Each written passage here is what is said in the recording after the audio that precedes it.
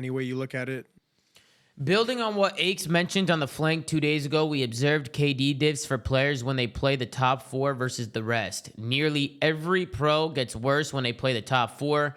High neg diffs still have strong averages because of how badly they slam the bottom eight. Hashtag CDL 2024. So this is showing the difference between players who play the top four teams and when they play 5 through 12, Pat.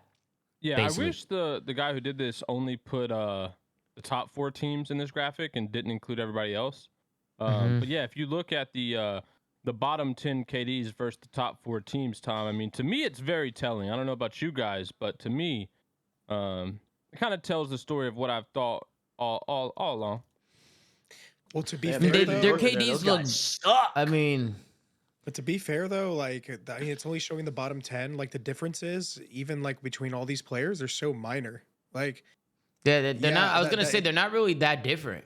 I feel like it's difference though. Like Dashy's got a 0.36 KD diff versus the top four teams compared to the bottom 8 teams. No, yeah, Dotson's I see got what a you mean. 0.26 To be KD diff. fair to regardless, that's a pretty big difference no matter how you look at it. To be fair to Optic has only played New York once and FaZe 3 times, and Actually, no, they are a lot different. They are a lot different. I was reading it wrong at first.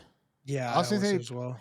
I think this is a really interesting graphic, Pat. I'm not trying to shit on it. I just think we're a little too early to take too much away from this. I would like to see what it looks like the same after in this major. 3 months. Then we'll. The thing is, yeah, that's what I'm saying. Like a stage for now. Well, here's the thing though. It's like not even like so. Like realistically, you know, it might be weird that like let's say Shotzi, for example, has a 0.23 drop off. Right, that's a pretty big drop off when it comes to playing the best teams and the worst teams. 1.0 compared to a 0.77. But the thing is though, like if you just look at the KDs against the top teams, regardless of the drop off, they're all relatively the same. Like they're like a death difference or like a kill difference in most cases. Where like I feel like that's expected, bro. Like especially in that submachine gun role where you're primarily running a sub, these top teams are a lot better at locking down like lanes. If anything, I was go so that's what I was going to mention. Like when it comes to the sub players, I feel like it's kind of makes sense.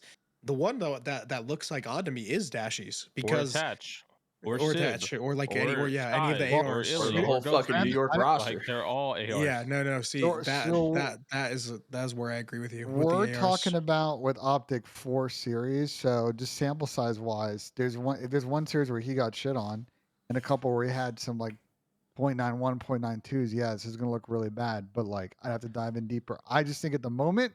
Graphic is interesting, but because this sample size of fucking 4, I don't think we should take away too much, but we should see what it looks like after the major. Yeah, Paco's in there too. Even Paco. There's also a couple of teams that haven't even played the top 4 teams a lot. Like their sample size is so small.